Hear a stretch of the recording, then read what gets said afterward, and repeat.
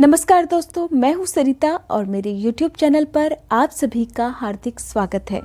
दोस्तों, प्रदोष व्रत भगवान भोलेनाथ को समर्पित होता है और यह व्रत विशेष रूप से वह लोग करते हैं जिनकी कुंडली में किसी भी तरह का कोई भी ग्रह दोष होता है। विशेषकर जो लोग मांगलिक होते हैं वो इस व्रत को करते हैं। साथ ही संतान प्राप्ति की कामना से भी यह व्रत किया जाता है। दोस्तों, सप्ताह के अलग अलग दिन पड़ने वाले जो प्रदोष व्रत हैं उनके नाम भी अलग अलग होते हैं और आज की इस वीडियो में मैं आपको बताने वाली हूँ मंगलवार के दिन पड़ने वाले प्रदोष व्रत के बारे में।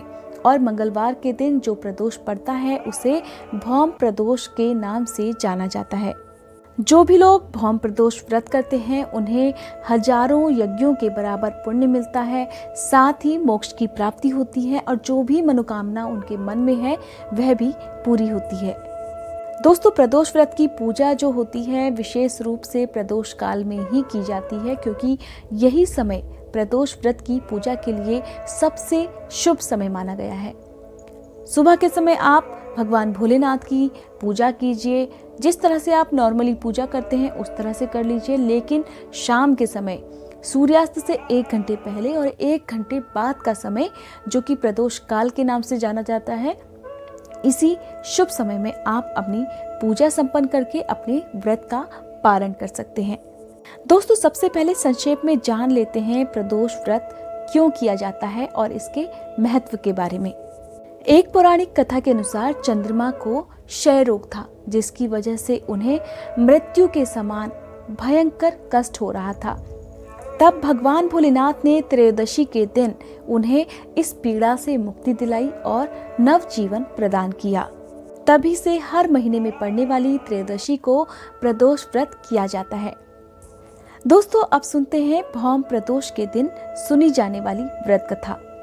कहते हैं कि प्रदोष व्रत करने वाले लोगों को इस कथा को जरूर सुनना चाहिए और जो लोग किसी वजह से प्रदोष व्रत ना रख पाते हों उन लोगों को भी इस कथा को प्रदोष व्रत के दिन जरूर सुनना चाहिए। भगवान भोलेनाथ उनकी भी सभी मनोकामनाएं जरूर पूरी करेंगे।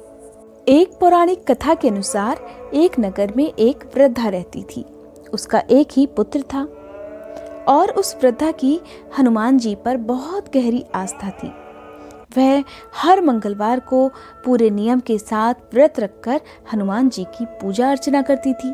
और एक बार हनुमान जी ने उस वृद्धा की श्रद्धा की परीक्षा लेने के बारे में सोचा और अपना वेश बदलकर वृद्धा के दरवाजे पर पहुंचकर पुकारने लगे। पुकार सुनकर वृद्धा अपने घर से बाहर आई और बोली, आज्ञा दे महाराज। तब हनुमान जी जो कि वेश बदल कर आए थे बोले, मैं भूखा हूँ, भोजन करूंगा तो थोड़ी जमीन लीप दे। यह सुनकर वृद्धा तो दुविधा में पड़ गई, इसलिए हाथ जोड़कर बोली, हे महाराज, लीपने और मिट्टी खोदने के अलावा अगर आप मुझे कोई दूसरी आज्ञा देंगे तो मैं जरूर पूरी करूंगी। तब हनुमान जी जो कि साधु के वेश में वृद्धा के दरवाजे पर खड़े थे, उन्होंने 3 बार उस वृद्धा से प्रतिज्ञा कराने के बाद कहा, जा अब तू अपने बेटे को बुला, मैं उसकी पीठ पर आग जलाकर भोजन बनाऊंगा। यह सुनकर वृद्धा घबरा गई, परंतु वह प्रतिज्ञाबद्ध थी, इसलिए उसने अपने पुत्र को बुलाकर साधु के हवाले कर दिया।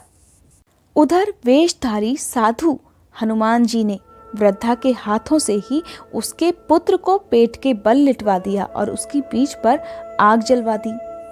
आग जलाकर दुखी मन से वृद्धा अपने घर में चली गई। इधर भोजन बनाकर साधु ने वृद्धा को बुलाया और कहा, जाओ अब तुम अपने पुत्र को पुकारो ताकि वो भी आकर भोग लगा ले। इस पर वृद्धा बोली, हे महाराज, उसका नाम लेकर मुझे और कष्ट ना पहुंचाओ। लेकिन जब साधु महाराज नहीं माने तो वृद्धा ने अपने पुत्र को आवाज लगा ही दी। अपने पुत्र को जीवित देखकर वृद्धा को बहुत आश्चर्य हुआ और वह साधु के चरणों में गिर पड़ी। तब हनुमान जी अपने वास्तविक रूप में प्रकट हुए और वृद्धा को उसकी भक्ति का आशीर्वाद दिया। इस तरह से वृद्धा के बेटे की आयु भी लंबी हो गई और उनके घर में पूरी तरह से धन धान्य के भंडारे भर गए। दोस्तों, यह थी भौम प्रदोष के दिन सुनी जाने वाली व्रत कथा। दोस्तों अब मैं आपको बताऊंगी एक ऐसा बहुत ही चमत्कारी उपाय जिसे अगर आप भौम प्रदोष के दिन करते हैं तो आपकी जो भी अपूर्ण मनोकामना है, जिस भी कामना के लिए आप भौम प्रदोष व्रत रखते हैं या जितने भी प्रदोष व्रत आप रख रहे हैं, जो भी मनोकामना आप चाहते हैं कि जल्दी से जल्द पूरा हो जाए, अगर भौम प्रदोष के दिन इस उपाय को आप कर लेते हैं तो निश्चित ही आपकी मनोकामना जरूर पूरी होगी। इस उपाय को करने के लिए आप भौम प्रदोष के दिन अपनी प्रदोष काल की पूजा संपन्न कर लीजिए और उसके बाद आपके घर के आसपास जो भी हनुमान जी का मंदिर है या जिस भी मंदिर में हनुमान जी की पूजा होती है, जहाँ पर मूर्ति पर बहुत सारा सिंदूर हनुमान जी को लगाया हुआ होता है, आप वहाँ जाइए, हनुमान जी के चरणों में थोड़ा सा सिंदूर अर्पित कीजिए। उसके बाद अपने दाएं हाथ की तर्जनी उंगली से हनुमान जी के कंधे पर जो सिंदूर होता है उसे आप लगा लीजिए और अपने माथे पर लगा लीजिए। ऐसा अगर आप लगातार भौम प्रदोष के दिन से लगातार 7 दिन तक करते हैं तो निश्चित ही आपकी जो भी मनोकामना है दोस्तों वो जरूर पूरी होगी।